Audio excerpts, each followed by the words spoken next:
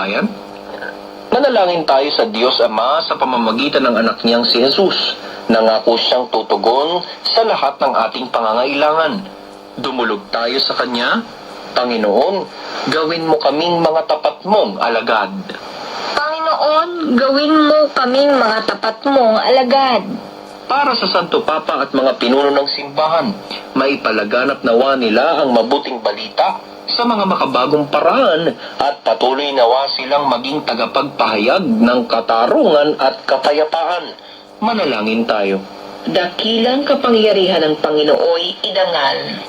Para sa mga pinuno ng bayan, mabatid nawa nila na ang lahat ng kapangyarihang kanilang hawak ay ipinagkatiwala ng Diyos at ng taong bayan. Manalangin tayo. Dakilang kapangyarihan ng Panginooy idangal. Para sa lahat ng mga misyonero sa buong mundo, patuloy nawang mag-alab ang kanilang pag-ibig sa Diyos at malasakit sa kapwa. Manalangin tayo. Dakilang kapangyarihan ng Panginooy idangal.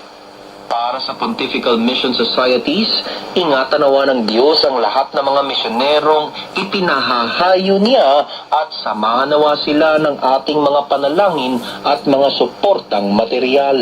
Manalangin tayo. Dakilang kapangyarihan